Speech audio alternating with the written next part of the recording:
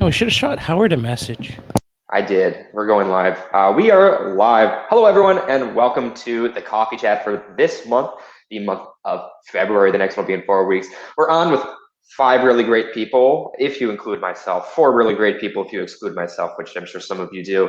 But I'm Justin Ehrenhofer. I am an organizer of the Monero Community Work Group. We have Need Money 90, Sarang Noether, Revoir, and VT Nerd on today. Others might be popping in if thunderstorms allow, or anything else personal schedules allow.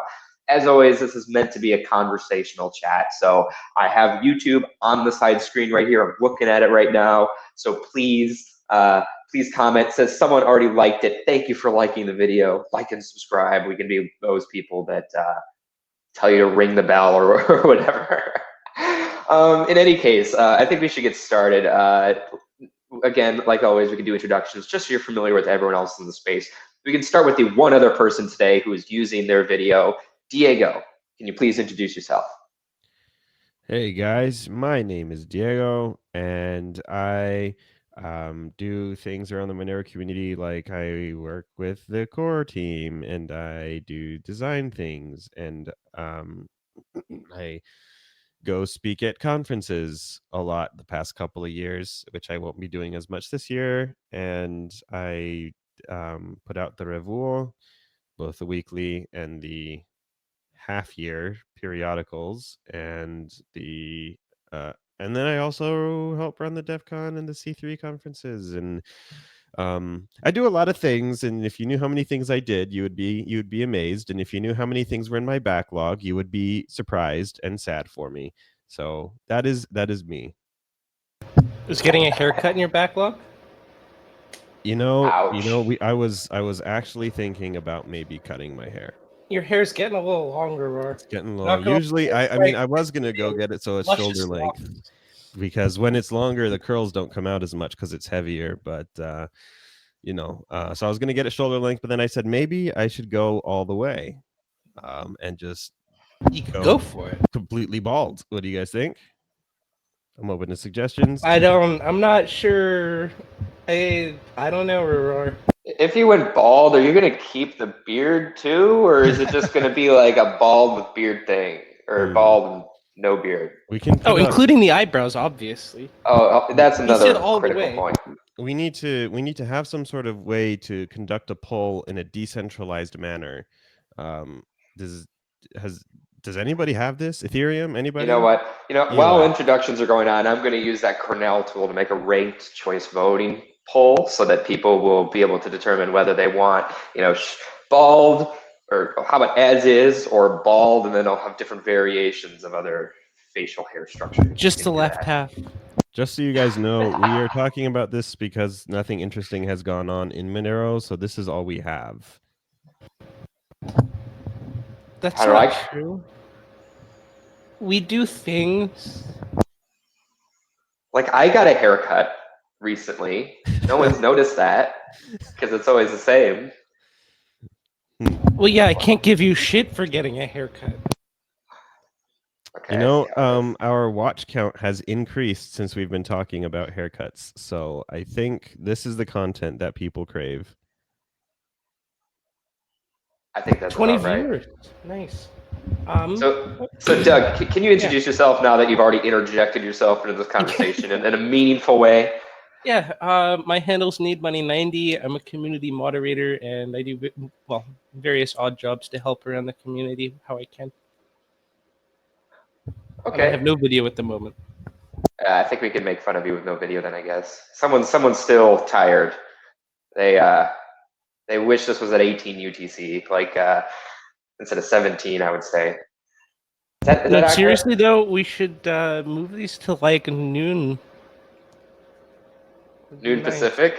Yeah, that'd be nice.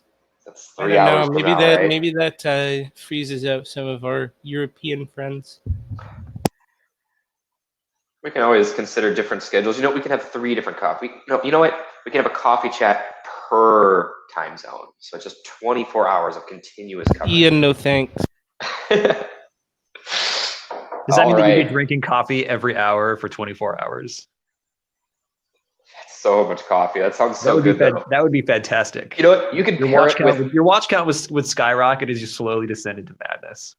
And you can even do like a coffee tasting. So you can have like different types of coffee, one different type every hour. I think that'd be really cool. That that would be very interesting. There's so many ways to make coffee now. You could teach us. At that point, just start your own You got YouTube channel. Chemex, you got AeroPress. There's this thing that's like it's I don't know how I'd like to describe it. It's almost like this crazy lever-based metal system that's supposed to do espresso, but without like an espresso maker. Huh. I know, my friend had it. It sounded very expensive. I want to say flange, but that's not right. I know someone that has it as well. It's really interesting. Yeah, I tried it. Like it was really like it was very low quality beans, but the result was like better than I would have expected for the low quality beans. We've had 2 people talk now that have not introduced themselves. We're getting there. We're getting there. We're getting there. Okay, we have some comments coming in, though, that say that this is the Monero brunch chat, and I think that's about appropriate. Different weekend chore chat also in Diego's case, right? Throw a little bit of public shaming in there, I'd say. All right, so Sarang, you piped up to talk about coffee. So can you introduce yourself to everyone else about what you do in Monero, and then you can still keep talking about coffee briefly if you like. Fair enough. Hello, I'm Sarang Noether. I am a research contributor to the Monero Research Lab workgroup, and I enjoy doing math and cryptography and analysis and all sorts of kind of odd job research topics, things like that. So much going on with that. And I also enjoy coffee. I'm a fan of the AeroPress personally. It's cheap. It's some kind of polycarbonate, easy to clean. I'm looking into a burr grinder, but I need to get You should a better. absolutely get a burr grinder. I need a better coffee maker before I can take advantage of the burr grinder, I think. Anyway, lots of coffee stuff going in here. Thank you, Sarang. Has just asked, what are our goals for the next 6 to 12 months? Do we want to introduce our last person or go? I'm about to get there, yeah. So Lee, can you do your introductions? I know we've had like a leisurely introductions this time. I think that's good though. Yeah, so I go by VT Nerd on GitHub and on IRC, and I program various parts in both the daemon, a few commits to the wallet, and some stuff to my Monero. And so the most recent stuff has all been IP privacy related sort of stuff within the Monero daemon. So we'll talk about that later, I guess. Absolutely. Thank you, Lee, for introducing yourself. And I think we had, Howard, you joined us. Thank you for joining us. Can you introduce yourself, please? Hey, I'm Howard Chu. I go by HYC online. What do I need to talk about? Apparently, we're talking about haircuts and coffee this time. So, what's your preferred haircut, and then what's your preferred way to have coffee? I haven't had a haircut in probably the past 10 years, and I drink tea. Playing for the other Tea is side, the I best see. coffee. There we go. There we go. I am. I like tea. fan I like nor tea too. coffee I drink water. I have maybe 12 boxes of tea just in my cupboard. It takes up the entire space. No room for dishes or anything. It's just all tea and coffee. Okay, so we've done like a lot of the really friendly intros. I'm going to go over a really broad schedule about the main topics I think we should cover today. But of course, please comment in the chat if you have something else. We already had some people that added some thoughts that came in, so really appreciate that.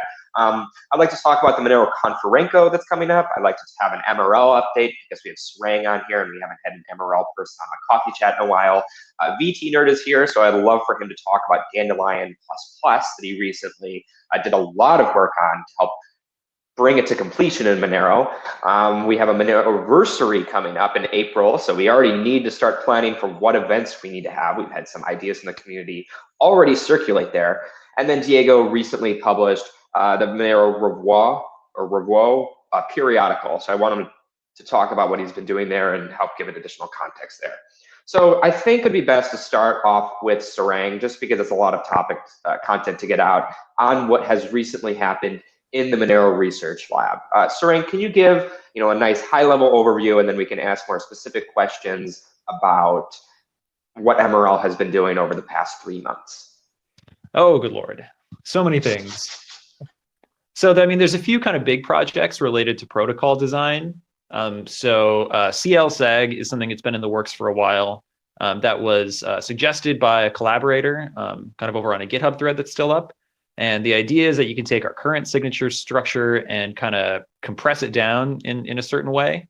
And the benefit to that is you get much smaller signatures that end up being faster to verify, which is great. So it means transactions are smaller, and syncing things up will end up being faster for that part of the chain. And so that's been worked up. We have code for it that we initially kind of were playing around with. We had to do some performance testing. Monero Mu has now worked that up into kind of a more complete integration-based pull request. So taking that signature scheme and then actually throwing it into the larger code base and transaction protocol and everything. So we also had to develop kind of a formal security model for it. And that's the stuff that's kind of been ongoing. So we got some really good suggestions on security model updates and changes when we did an initial submission for a conference. And so Saray Noether and I have been working on kind of really just kind of nailing down and upgrading the security model for that. And that basically just ensures us that, we're modeling a lot of kind of real world adversarial situations and making sure that the signature scheme, is safe and robust against them.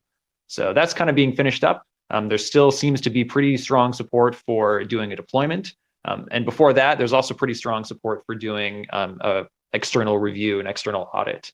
So we'll probably try to get that done for both the math and for the code. And I know, Justin, you've been talking in the community and research channels, and I've been kind of chatting with you about it as well, about the idea of doing kind of a more neutral third-party audit work group, just to make sure that everything regarding the audit and any kind of fundraising and which auditors and reviewers would be chosen is done in like a nice, transparent, neutral way. All right, we had no questions coming with chat here. Yeah, I also sent Snipe a message, Doug. We'd love to have Snipe on, of course, the new Monero lead contributor, or lead maintainer, sorry. Lead contributor is not a good description. Okay, yeah, thanks, Lorraine, for those high-level overviews. Can you? So that's a little bit on like CLSAG. I mean, there's plenty more I could talk about if you want. Can you do like a really brief description about like what's going on with Triptych and what's going on with Ring CT 3.0? Because I think those have seen some changes that most people might not be familiar with. Yeah. So CLSAG is nice because for the kind of the range of ring sizes that we use now, which is like on the order of 10 right now. It happens to be 11, which in the grand scheme of things is like a fairly small per transaction input anonymity set. We get nice, much smaller transactions and faster transactions for that ring size range. But that doesn't really scale very well to much larger, kind of like order of magnitude bigger ring sizes, like 100 or 1,000. It just doesn't scale well to that. You'd still get gigantic signatures that'd be really, really slow. So there's been a lot of interest lately in the so-called sublinear transaction protocols. And the idea with those is that the size scales really well, even if you have a very large ring size. There's still always going to be a question of like the verification time and how long it would take to sync. And that ends up being kind of the bottleneck. So, right now we can't do like the kind of speed that you can get with large anonymity sets for trusted setup based solutions. And there have been a few proposals that have already come out from outside groups that have been great. OmniRing was one that came out. There's still some questions on its efficiency and some correctness stuff. So I would say that like OmniRing is still kind of in flux and in development. It's a really cool idea, but it just needs a bit more work. There's another proposal that came out called Ring CT3 or RCT3 from another group. And that's undergone some revisions and changes as well for security and for efficiency. It's got a pretty good security model associated with it, and its scaling is also good. So there's still some design choices you could make around that relating to kind of how you end up padding in some of the anonymity set and things like that. And then another one that we came up with in-house in collaboration with some collaborators, as one does, is what we're calling Triptych. And it's actually based on a similar underlying like proving system. So like its plumbing is very similar to what Lelantis does, which in turn is based on some old work by Groth and Kohlweiss, who were some other cryptographers and mathematicians who came up with this cool proving system, a few years ago. The idea behind that, where I think it kind of improves on Lelantis for Monero related purposes, is that it lets us kind of use the same. It lets us use kind of a similar approach to how we separate out like public keys for signing and like amount commitments for confidential transactions. It lets us kind of use a similar model to that, but the signatures end up being a lot smaller. Like for order of magnitude size larger rings, you can still get very small signatures, and you can do batch verification, kind of like what we do for bulletproofs. So a single signature might not be terribly fast to verify. You can do a whole bunch of them in a large group separately as you're like pulling in blocks or whatever, pulling in transactions. And those you can end up kind of verifying in a big batch at an average rate that's much faster than doing it individually. And so that is, so that's like yet another sublinear transaction protocol that could be useful. So it's really good to have options for these. There's still kind of some questions that arise with, how would we end up doing multi-signature stuff? Because that gets a bit more complicated. So there's still some questions that are still in flux with those. But it's really nice to know that there are protocols available that don't require centralized trust and can still give us, much better scaling for anonymity set size. Yeah, that's really cool. What was the timeline for Triptych? Is this something like when in-house did you start working on this? Oh, good Lord. Actually, I should pull that up. It was there's a GitHub issue on it. I'm going to pull it up now while I'm talking, which is going to go great. But I mean, basically what happened is like there were some ideas on how to do it, some ideas on maybe how to extend it to include amounts in a cool way, and then worked up kind of some of the math for it, worked up some kind of test code to kind of prototype it and do some timing estimates, and then kind of developing a formal security model around it and, proving everything formally, which takes a surprisingly long amount of time sometimes. Security model is one of those things that like, it's both really fun to do if you're into it and really awful if you're not into it, and very subtle and very easy to screw up. So that's why it's important to do, a lot of formal analysis whenever possible. Let's see here. Linkable ring signature based on one of many. So it looks like the first issue for it by our collaborator Random Run was opened on September 6th of 2019. So, and there's a preprint that came out last month. The preprint for it was released, and it's since been updated to do some extensions and some generalizations. There's actually a separate version of Triptych that I'm still working on that lets us do multiple, like a whole transaction, like all the inputs for the transaction and all the amount balance stuff in one single small proof. And we don't quite have like the soundness for that worked out yet.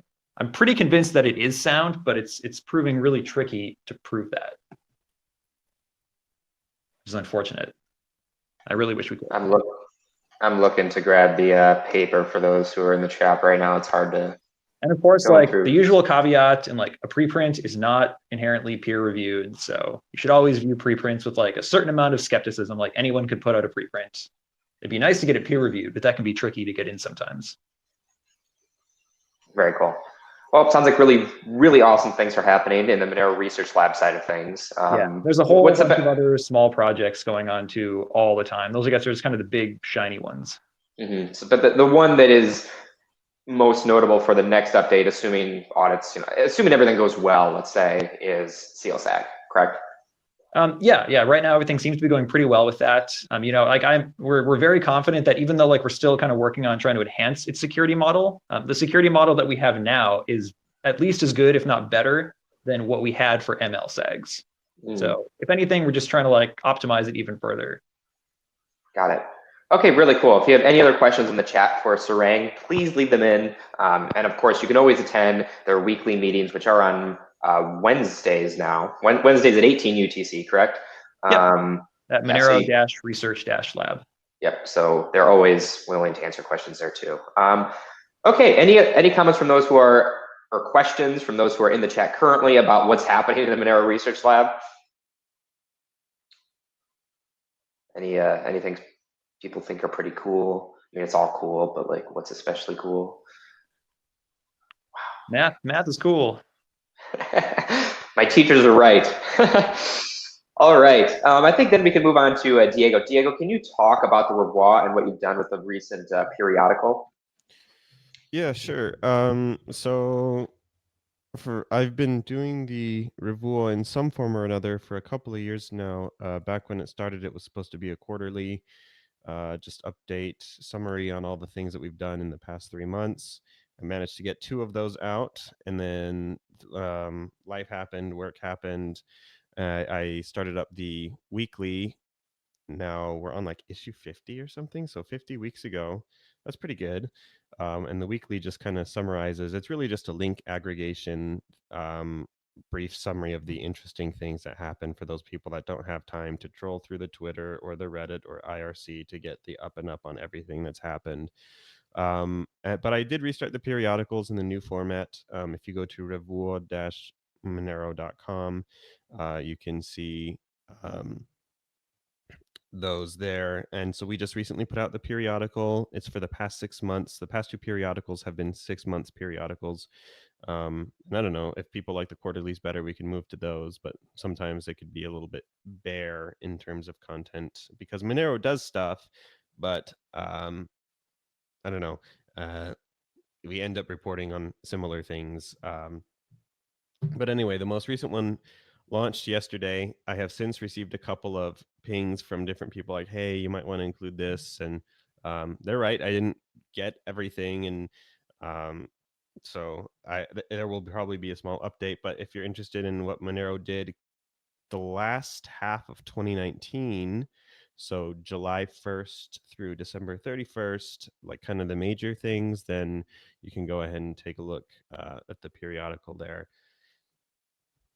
And if I miss anything, anyone please let me know. I try very hard. You know, the issue with something like this is people can say, well, you're being a gatekeeper for knowledge. Like if the Revoir is the way that people get their Monero fix and their understanding of Monero, and I choose not to report on a conversation or, you know, what people are, or what one company has done or what one group has done, then they may feel slighted or they may feel like, you know, their contributions are not valued. So, I mean, I'm small enough, we're all small enough that I don't think that's an issue, but you know, that was an issue with things like Bitcoin when it got bigger and they started banning people for this, or you know, the people just chose not to report on these things, and so it kind of led to a big division.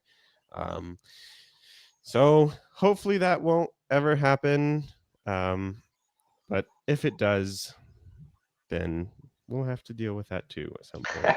I think, like from my perspective, Diego, like it's a source, you're doing the best you can, and if someone else thinks they can do better, they can make another thing. And it's always good to have multiple sets of people competing against each other have the best content. You know, that's generally a good thing. That's why there's not just one news source you can watch a large number. So yeah, if someone wants to take on the role of doing their own raw type system, by all means, they can start their own thing, and I think we should encourage that. And you know, I'm going to take it a step further. If anybody has an interest in like super low key journalism, please feel free to message me. There have been a number of ideas that have been thrown out around in my head about ways to kind of expand the Revoir in terms of written pieces, opinion pieces, or kind of further things like that beyond just the weeklies and the periodicals. There's a couple of different directions we can take this in terms of educational material. So if you have an interest or talent in writing or researching or any of these things, please message me and we can kind of discuss what directions we can also take the Revoir in. Really cool. Okay, we had a few really good questions that came in chat that were mostly focused on Monero Research Lab. I think I'm going to go to those a little bit after. I think we want to talk about Dandelion++ first, and then we'll go through answer. There's a question about post-quantum, and there's another question on the security concerns of atomic swaps with Monero. So Lee, are you still here? Absolutely. Perfect. Okay, Lee's still here. Can you walk us through, like really briefly, the high-level overview about what Dandelion++ does, what the state of it is in Monero with your most recent merge request, and then elaborate on what is sort of still needed to do and why Dandelion++ is important. Right. Okay. So the first thing is why was Dandelion++ protocol sort of implement or the design in the first place, or why did it come why was it created? There was been research in Bitcoin in particular on sort of chain analysis companies making many connections to people through the peer-to-peer Bitcoin network, with the goal of identifying the source IP of a transaction. So this is different perhaps than an ISP spying, because this can be done at the protocol level, meaning anyone can theoretically do it given a reasonable amount of resources. So they came up with the Dandelion Plus Plus protocol and attempts to retrofit sort of I don't want to say like a onion network like Tor or I2P, but sort of a network to sort of obfuscate on the source IP. So the first design iteration was called just Dandelion. And then after some feedback from the Bitcoin developers in particular, they came out with Dandelion Plus Plus as a response to the original algorithm, or protocol rather. And so that's specifically what Monero has implemented. Now, interestingly, there was a pull request, so there was sort of a working reference implementation for Bitcoin that was never merged for Dandelion. I'm not aware of any updates to the reference code for Dandelion Plus Plus.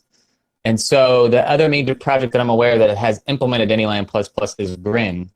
For their purposes, it's a little different than Monero, because you may have seen this dust up about it recently. For them, it's very important to obfuscate inputs and outputs because they don't have ring signatures.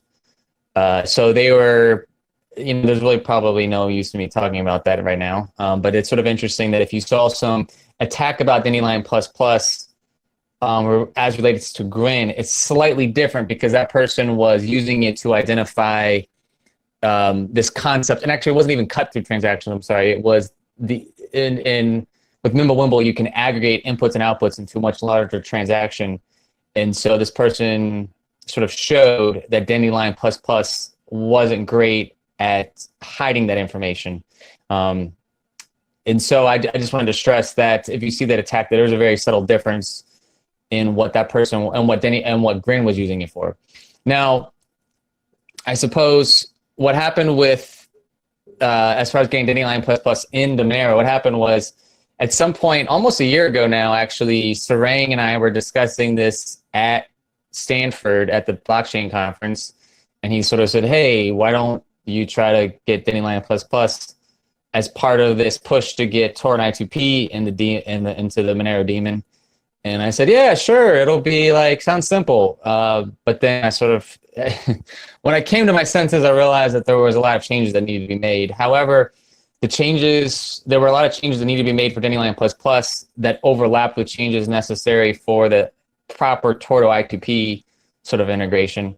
So I it delayed the Tor to I2P integration a bit as I thought about how to design it so that I could implement the second part, the Dandelion Plus Plus part eventually.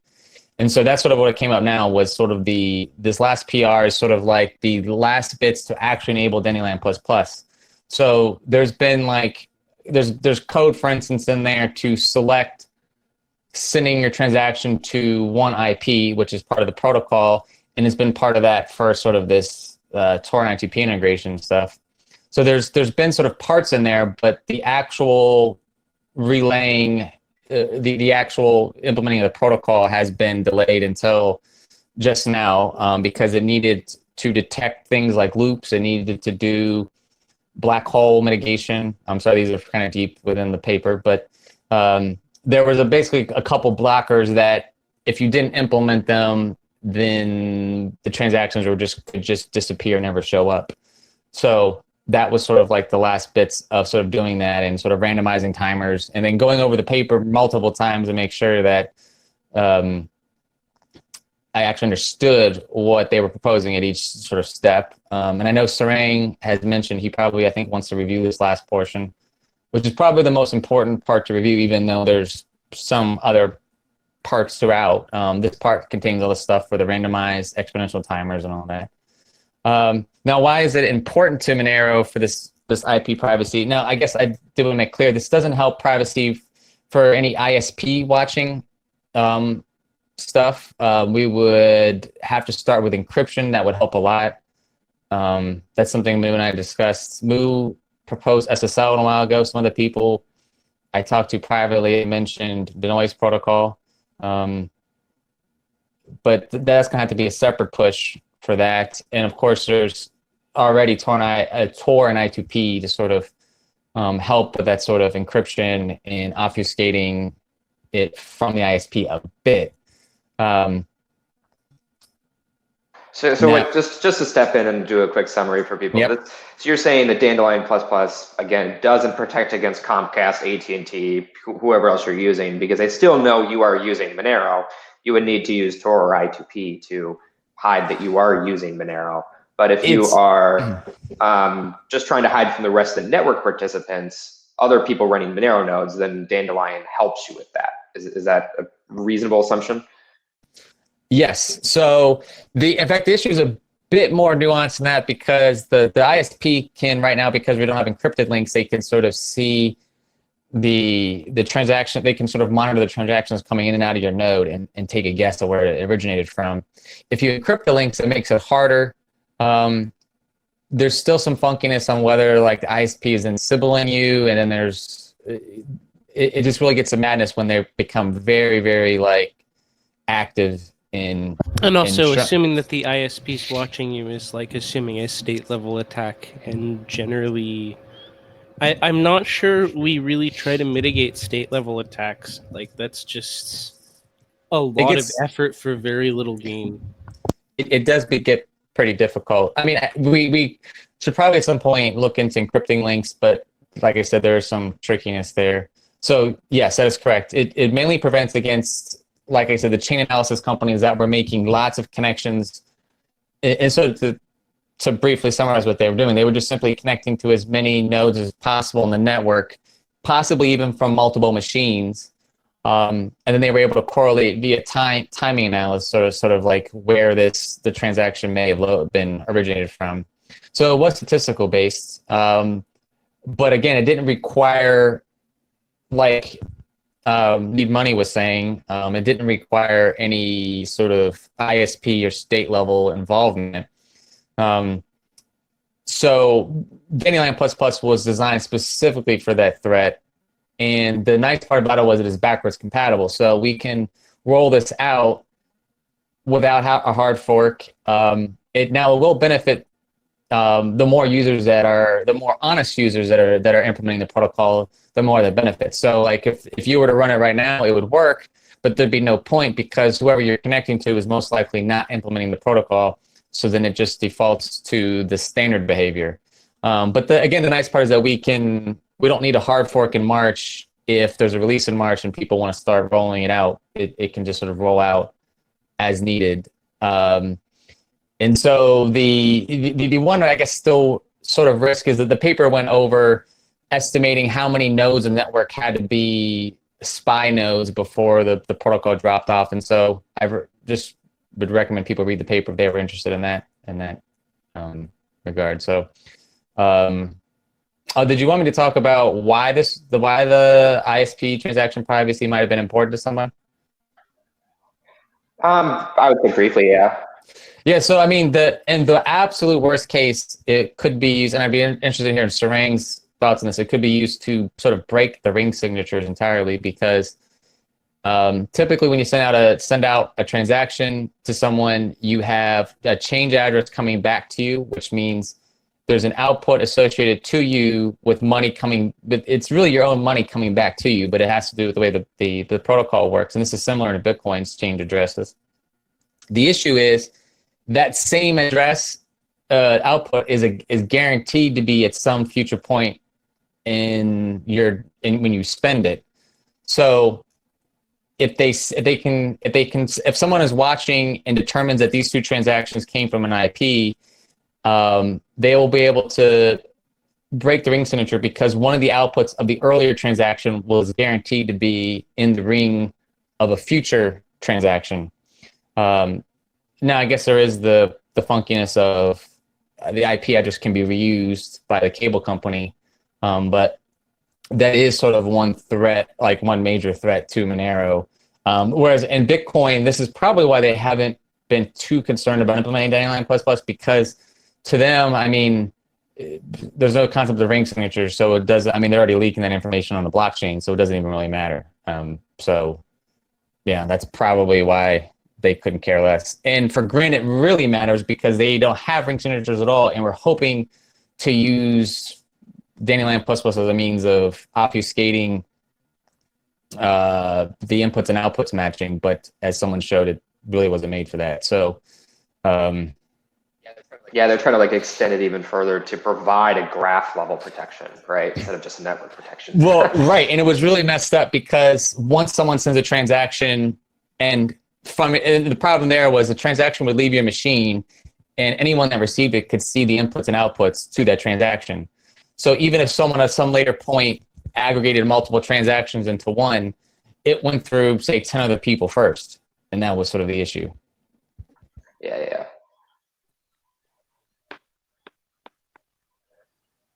Serengi, do you have some comments? I mean, it's a really cool idea. I think in particular because for the most part, the worst case scenario of this is that either you get fairly low adoption, in which case you kind of just default to some hybrid of the old protocol and some moderate improvements to those potentially using it, which is pretty great. I mean, I think the fact that Monero does fairly regular network upgrades means that client upgrades also happen, with fair regularity. So, hopefully there's fairly high adoption, which means that the network as a whole gets to benefit more.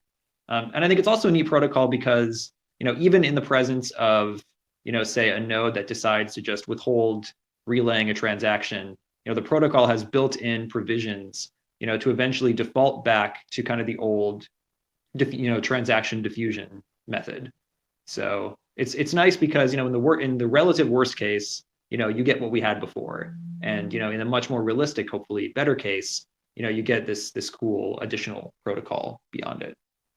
And I mean, I don't think it was particularly addressed, how it necessarily works exactly, but the idea is that instead of just diffusing a transaction out to everyone whom you see, you end up doing like a very, very particular, somewhat randomized routing to just a couple of different nodes, based on where you're receiving transactions from. And so effectively what you do is you get kind of this single routing for a little while, and then eventually, based on some randomization, a node might decide to start then diffusing. So it's kind of like a dandelion, right? You have a stem part where things kind of just travel in a nice straight line, and then eventually there's this so-called like fluffing phase where I guess whatever the top part of the dandelion is like ends up fluffing its dandelion-y seeds out. So that's what I guess I did have 2 points of clarification that just sprung to my mind when he was talking, real very quickly. One was we were not doing diffusion as in Bitcoin. We were doing a flood, which was you receive a transaction, everyone gets it immediately. We recently changed to what Bitcoin does, where there's a randomized timer per connection. So just this alone, according to the Dandelion paper, had sort of messed with the chain analysis. And that was because each connection is now randomized, it gets harder for them to learn the connection graph. Now, whether we have to worry about this for block propagation and all that, I don't know. We'd have to do more looking into that. But so we changed that. It's not in the last release. I think I did a PR for that just after we forked for that. So it's in the master branch. So that sort of changes in the master branch already. And then there was another one in there. I don't know. I guess I can't remember what the other point was. What Strang was talking about, but too bad. But that is a good point though. There's like the randomization for diffusion, and then this also introduces some additional randomization factors too. Basically, where like the kind of the stem based path that a node chooses is private to it. It gets re-randomized every once in a while. There's additional randomization in where this like stem to fluff phase occurs. It's very cool. Like the different changes that they made, kind of assuming, different types of kind of large scale, like supernode type analysis, and assuming that some nodes might be evil and try to disrupt the protocol. It was really well designed. And okay, I remember what the very quick point was, which was, I'm sorry, if you're running Tor I2P and you forward a transaction over that, the receiver, the hidden service receiver will then forward over a Dandelion ++ stem. So it sort of obfuscates it further on the hidden service node that actually received and relayed your transaction for you via Tor I2P. So that was, and I think, Oh, that's cool. yeah, and so I don't know, Sarang may need to think about that at some point to get the two of us together, but that was sort of a thought I had. Yeah, yeah. I mean, I'm it definitely seemed like a lot of the issue was about like the interactions between like the Tor I2P side of things and like the public network side of things. Yeah. Which is, yeah, that's subtle. Because just to clarify, like Dandelion ++, like the benefit for it is that it runs just over like the plain ClearNet, you know, alongside like basically how you do relaying right now. Mm-hmm. So I have two questions for you, Sarang, while you're here. So first one that came in, any post-quantum stuff, and then anything on the security concepts of BTC atomic swaps with Monero. So I mean, like on the post-quantum side, I would say that there's not really a whole lot of active directed research toward that's like specifically related to transaction protocols. You know, like in the broader cryptographic space, there's a fair amount of research on like general post-quantum secure constructions. But as a general rule, they tend to be pretty inefficient. So, you know, are they interesting? Yes. You know, are they to the point in efficiency where I think that they could be reasonably developed for something that is specific to a transaction protocol and deployed? Like at this point, no, not particularly. And I would say like the general prevailing view seems to be, you know, if something were to happen where, common cryptographic hardness assumptions end up basically being broken by some kind of like crazy post-quantum scenario, then, you know, the entire internet's kind of equally screwed, which I don't know, maybe that's kind of a nihilistic viewpoint to take, but it doesn't mean that there's not like research going on in general in the space. But I am personally of the view that, you know, like transaction specific research efforts are probably better directed elsewhere. You know, like if I don't think that that's like the thing that people need to really be concerned about right now. You know, there's plenty of other questions on scalability and, you know, transaction indistinguishability that I think are much more relevant today. So that's my 2 cents on that. Okay, and what about the atomic swaps? Yeah. So the question was on like BTC, XMR, and related atomic swaps. So right now, like there's some reasons why atomic swaps are a bit tricky. In particular because, you know, in Monero, there's no particular concept of scripting, and we'd like to have transaction indistinguishability. Not to mention the fact that like the elliptic curve that projects like Bitcoin run over is not the same as the elliptic curve that Monero runs over. Bitcoin has things like hash pre-image-based time locks. Monero just currently doesn't support those, and frankly, like I don't think there's a good chance that it will, for like technical and mathematical and indistinguishability reasons. But there was a proposal that came out by another researcher, and I'm blanking on their name, so I apologize. But we have talked about it on the research lab issues on GitHub. But there was a proposal out to do a very particular setup for like a BTC, I think was their example, an XMR atomic swap. There were some subtleties involved with that. It required like some very particular zero knowledge proving systems that like weren't really well specified. And we have some ideas for how that might work, but there's nothing that's been like production quality ready. And I also had some additional questions on some subtleties involving like the trust and risk models of the swap process. But the idea behind it is to kind of use like the tools available in Bitcoin, you know, which involve like scripting and all this like hash-based stuff, and the tools that are natively available in Monero, things like, you know, multi-signatures and other particular kinds, perhaps, of time locks. And maybe these other additional zero knowledge proving tools that we end up working out to maybe get something that, you know, could work. The nice thing is like it wouldn't really require, if I'm remembering right, any like particular protocol changes. You know, it would just be like how the users tend to interact. But, you know, we don't want to like encourage or, you know, provide tools for particular interaction models like that unless we're sure that it could work well. So it's, yeah, so that's interesting and being looked into, but, you know, it's not something that is, you know, I would say well spec'd enough to be able to just deploy immediately. It's cool work though. Very nice. Thank you, Sarang and Lee, for the update there on Dandelion and sort of related MRL related topics, network topics. privacy security topics. I think I'm going to switch to a topic that is more broadly applicable to everyone in the chat here, which is on what to do for the 6th Monero-versary, which is coming up in April. So last year, there was a local meetup in Vienna. They hosted an early morning event as Monero actually launched, in real time, so to speak. So that on the specific time when Monero launched 5 years ago, they cut cake, they had a big award ceremony and things, but it was pretty early for US people. So as a result, we then later had a live stream which included some of the Vienna folks, that included a game, it included interviews, it included updates. It was like a coffee chat, a special edition. So what are some ideas that we can do for this 6th Monero-versary that is going on? And I'm going to first ask Howard, since we haven't had a chance to bring him into the conversation yet here. Howard, did you participate in the last 5th Monero-versary, and what do you think would be a really cool thing to do to celebrate Monero's 6th birthday or anniversary? I don't actually remember a year ago, so I might have done something. I'm fairly sure I popped open a bottle of Barolo. I think you did, yeah. Yeah. Is that your annual go-to at this point? At this point, yeah. Why not? All right, so we all need to get Barolos. Everyone who participates in the chat, instead of drinking coffee, the gatekeep is you must have a bottle of Barolo. Okay, that's a nice introductory start. Doug, what do you think would be really cool to do? I mean, you've been hosting the cryptocurrency quizzes for r/cryptocurrency. We could have a Monero-themed one. It'd be kind of fun. Yeah, we actually did that last year. We had a Kahoot, and we had a few like 4-choice, multiple-choice things. You think that's still a good idea? Yeah, this could be better organized. Okay.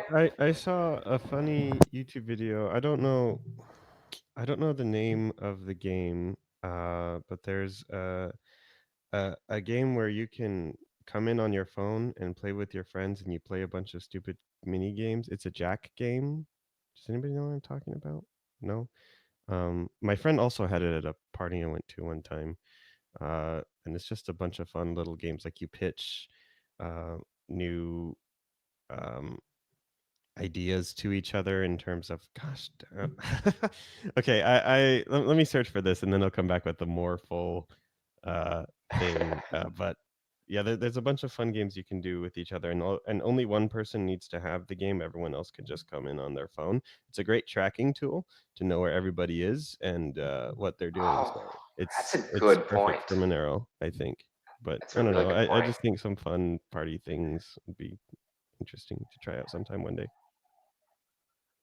Okay, yeah, let's look into that and see what happens there. I need to check on the Monero community GitHub issues. I believe someone proposed the idea of going out and spending Monero once a year at some store or something. What do we think of that idea, that we sort of have people record instances of, here I'm going to the store to spend Monero? I don't know how well that would work in the US because we don't have as many like XMR to BTC conversions like we do in Europe and other countries. But I accept Monero natively on all of my so you by default will have I accept Monero too, for you could just give me Monero. Okay. So I guess now is the chance to make a merchant store that takes Monero, because people are going to have to spend it for something. So we might all be buying T-shirts for Diego. He just has the default monopoly here. Or Need Money is just default beggar in the ecosystem that puts his address everywhere. We're also selling stickers. You got me. Okay, stickers, yeah. Oh, and by the way, at that time, I think the Monero Conferenco tickets will be available if anyone's going to buy them at that point. I think that'd be a good time, because just 2 months until the conference will point. Anyway, done showing the Conferenco. In the chat, do people have any other ideas about what they think would be good things to do for Monero's 6th anniversary? Last time we contacted some press. Diego made a really lovely Monero party hat type image. I thought that was really great. I set it as the channel image picture for some time. I think that was pretty cool. But this is something that like Monero enthusiasts will do. Like, how do we sort of get people that are not always involved in the Monero community? Like all the faces you see here are all names that you often see. How do we get people that are just followers of Reddit to go out and do something? Is that a good goal? What could that be? Yeah, this is something that so many communities, businesses, nonprofits, all of these things have trouble doing. Not just the onboarding of people, but the mobilization of people. I think maybe speaking with different organizers of different nonprofits might be useful to a community like Monero, because even though we are not a nonprofit, that we do share some similar problems in a social sense. Mobilization, calls to action, getting people to actually do things that we think are in their best interests, right? So you have people like that say, well, voting is in your best interest, so vote. And they can't get everybody to vote because there's a convincing portion of it where you have to convince them that it is in their best interest when they might disagree, as well as even if they see, okay, this might be in my best interest, is it enough? Is it going to benefit me enough to actually move me off of the couch or out of my house or something? Because people's time is limited. And I think we forget this way too often, that people have lives. They have things they want to do. Even if they're watching TV, it's not because they're lazy. They maybe had a long day at work and they need some time to relax. Like, people have lives, and if they take on something, if they take on a cause, that necessarily means they're not doing something else, whether that be spend time with their family or some alone time or whatever the case might be. So really, a lot of it's going to come down to the convincing of people that, our privacy is being eroded, that that this kind of thing is necessary, that, even the act of spending Monero to people who accept Monero is furthering this goal in one small way. There's a lot of things that are tough sells, and I think people are going to wake up to it in their own time. Some people will never wake up to it. I heard something that they tell doctors that I found very apt to this as well, but it's interesting in and of itself. In order to help take away guilt from doctors who are not able to help certain people, they say that there will be some people that will get better no matter what you do, if you help them or not. There will be some people that won't get better or die if you help them or not. And then there are the people in between, and those people in between need your help to get from unhealth to health, or sometimes from death to life. And I feel like that is also true of social issues, or of issues like that we're dealing with here, of trying to convince people of privacy. There will be some people we're just never going to be able to convince, and there's going to be some people that are already convinced or already doing their own thing. But there's a big portion in the middle, and we need to try to identify these people that are primed to hear this message. And because if we're focusing our resources on trying to convince the people that will never be convinced, then we are wasting resources, human, financial, whatever the case may be. We need to identify who these people are that are ready to hear this, and these are the people that we need to be selling on this technology. These are the people that we need to kind of focus our resources on. So I think rather than just go for a shotgun approach, which can have some results, I think we need to kind of look a little deeper into the audiences that we're trying to work with. I mean, yes, of course, we would love those people who would never be convinced to be convinced. And maybe given enough time and resources, those people might actually change. But if we're putting all of that effort, all that time, all that resources, then we're missing out on potentially more and more people that are ready to hear. They just are not being focused on. Anyway, that's my little thingy. Yeah, I think it's important to sort of, I mean, one goal of the campaign should get to people to understand why they're doing what they're doing, in some sense.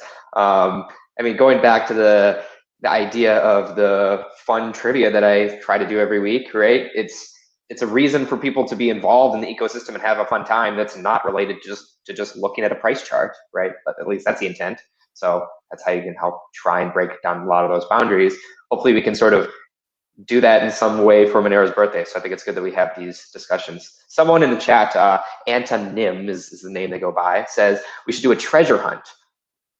we've done like Monero challenges for DEFCON every year. Is And there some? puzzle, there's puzzle treasure hunts as well that we Yeah, have. there's a lot. Like it doesn't need to be like a physical thing. It's easy to do globally. Is that something that you think would attract a lot of people if we had a puzzle? What sort of ways could we encourage people to want to work on the puzzle or get a reward? Do you think that's even a good We idea could at do all? it like a thing that's in series where we get like anybody who wants to make a section of the puzzle or something, and you have to solve all the segments.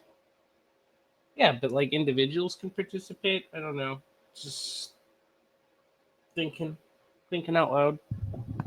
I actually have a printout of one of the DEFCON 2018, no, yeah, 2018 puzzle behind me on the wall because I thought it looked really cool. So clearly some people like it so much they go out and buy pictures of it, but maybe that's a niche market. There's a question in the chat that I really wanted to get to if I can. I don't think it's too long of an answer, so it's Sure. nothing. Are there any final topics on this idea of a puzzle? Who do you think could work on the puzzle? I know we have a puzzle work group to make these for DEF CON. Is this something that we should break out for the anniversary? And then for the anniversary, do we want to start the puzzle ahead of time so we can sort of present the winner, so to speak, during the live stream or whatever it is that we do in the anniversary? Or do we want to kick off the puzzle then? What do you think would be most appropriate? No, kick it off on the Monero anniversary. Okay, so kick it off then. Okay, so we don't try and have people finish by then. Okay. Before I get to you, Diego, I want to do a quick plug for the Conferenco. So let me just share my screen really briefly, and then we're just going to go into what's going on, all this really fun stuff. So MoneroCon is happening on the 13th and 14th of June 2020 in Berlin. So it's at this place called Motion Lab. You can check it out. We don't yet have tickets open, but those will be opening very. The ability for you to purchase tickets will be happening very soon.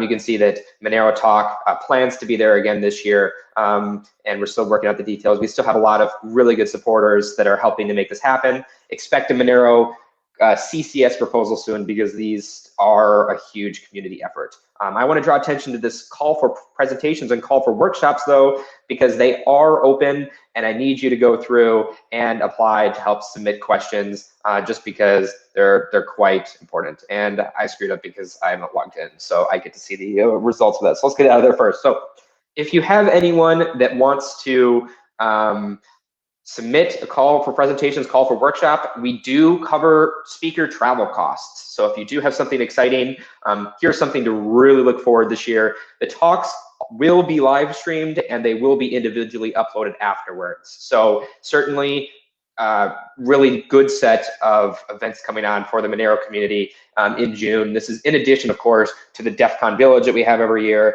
and the C3 conference that we have every year. So really lots of fun stuff going on. Okay, so I'm just checking quickly to see, looks like there's no questions about the Conferenco in chat. Diego, what was the topic you wanted to get to? So the question, and I was a little bit busy, so maybe this was already answered, but by Greg Idal's, the question is, what direction will Monero take with regards to KYC, AML, and regulations that are not privacy crypto friendly? I just wanted to address this in broad. This is kind of broadly. This is something that I have been thinking about on and off, and the answer is slightly paradoxical. It kind of flips on its head a little bit more than one might expect it to, and I think you'll see why as I expand on this. There's a lot of people, we get this question a lot. We get the question like, well, doesn't it defeat the purpose when you do KYC AML for something like Monero? Doesn't it defeat the purpose? Doesn't it ruin privacy? And yes, KYC AML definitely hurts privacy in the case of Monero. Especially we have a few identified attacks like EAE attacks or even EABE attacks. And if you want more information on those attacks and how they can hurt your privacy, you can talk to the Monero Research Lab about kind of the specifics on those. And I think we have a couple of write-ups on those as well. But KYC AML is actually not as dangerous to something like Monero as it might be to Bitcoin. So this is a conversation that Bitcoin people really, really do need to have. What do we do about KYC AML? Because for the most part, you're identifying people and you're able to follow things over the blockchain. Whereas with Monero, this problem is actually significantly less of a big deal, because I could go to like if there was a Monero ATM, put in my information and take out my Monero from there. And then from that point, there are some attacks where you might be able to trace outputs with some level of certainty, but none of those are, 100% for the most part. But from there, I'm basically private as I go and spend my Monero in different places. Once again, huge asterisk, take some time to research some of the attacks that are possible. But for the most part, I'm safe. Whereas with Bitcoin, that's not going to be the case, or any other transparent coin. If I put my KYC AML, I have stamped myself on the blockchain at that time for that person, and they're able to kind of follow the coins wherever they go from that point. KYC AML is not as big a deal for something that implements privacy by default, in the same way that, when I go into a bank and take out some cash, they see my face, they have my bank card, they know my name. In fact, because I'm probably in their system, they know my address, all these things, and they know Diego took out $200. As soon as I leave that bank, they don't know what I do with that $200.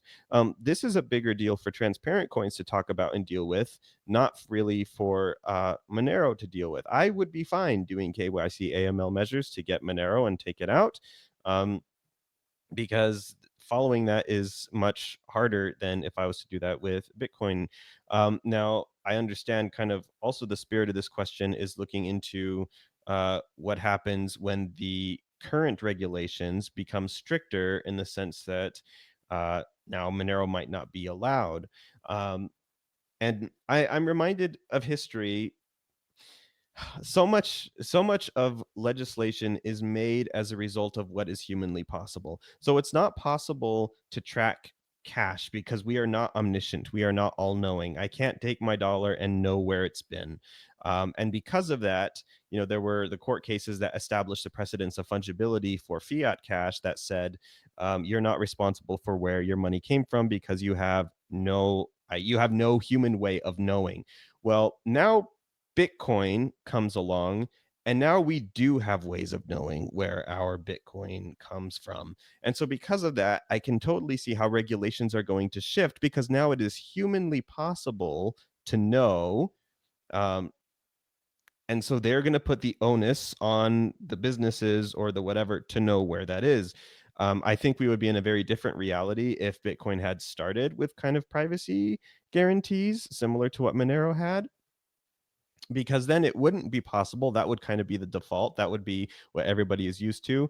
And it would be very analogous to cash. Monero is very powerful. Monero is probably one of the most powerful tools in existence right now. And I don't say that lightly, because you can move large sums of money instantaneously across the planet without borders, without permission. This is freedom. Like, this is freedom in a nutshell. You don't get more free than this. I really just think people are overestimating how big censorship resistance is when it's not coupled with privacy. Like Bitcoin, I think it's just so small of a breakthrough. Anyway, I don't want to go off elsewhere. This is my answer to that question. I hope it's kind of I didn't really go into what is Monero's game plan if they do make Monero like not a thing. I think there are a lot of avenues that can go, and we can speculate. But as it current stands with KYC AML, I think Monero is actually the best player with it, because we don't have to worry about it as much. I just want to chime in here really quickly, because I work for a crypto OTC firm that does do AML KYC compliance on the users that trade with us. And like, it's different to be like, oh, I'm going to let someone know who I am in order to trade with them, compared to, sharing all that information on chain, right? So we give someone Monero, and then from that point, like, we feel comfortable with the relationship, and they can't like we're not then tracing Monero from there, whereas we could do that with more transparent assets. And so for some people, they might not want to go through any KYC AML process, and that's fine, it's your choice. And for other people, sometimes like KYC AML might be okay depending on the circumstances. So it's a kind of complicated question, but no, using Monero isn't completely voided if you just use an AML service. Like you still let your information known to a specific party, but it doesn't mean that then that party can track you everywhere. Like there's a big distinction, like you said. Right, and that's normal in everyday life. When I transact with somebody, if my brother does a service for me and I give him $10, we know each other. I understand that there is some situations where that's not going to be ideal, depending on the legality of what you're doing, which we may consider. Some totalitarian regimes make certain things that are morally okay to be illegal, and vice versa. And so we're typically talking about those. At least I am. But I don't know, it makes more sense to me, rather than trying to work through the system that is rigged against us to change the KYC AML regulations in our favor, although there is some merit to do that. Why not make technology that makes that route irrelevant or makes those regulations irrelevant? Yes, it's an uphill battle, but nothing big has ever been done by laying down and being a little loser, right? The people that change the course of history are those that tackle the big problems, that are not scared of the big problems. That's us, guys. That is us. So we can't back I don't down. know, Revoir, I'm a little scared. Yeah, this is very inspirational. This is very like uprisingness talk. Some fighting words from Diego over here. Yeah. Okay, Howard, I just saw something come up in our Monero. I know we're over time, so this will be the last thing.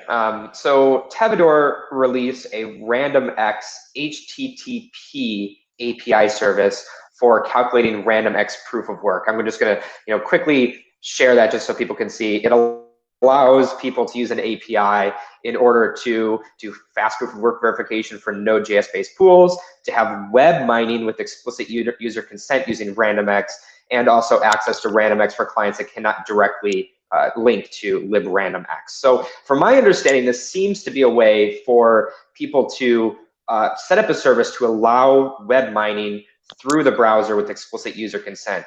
Howard, are you familiar with this? And is there anything you can speak about what type of use cases this would be used for, and then address the concern that perhaps this might be forked and tried to be attempted to be used more maliciously? I've only just started looking at it.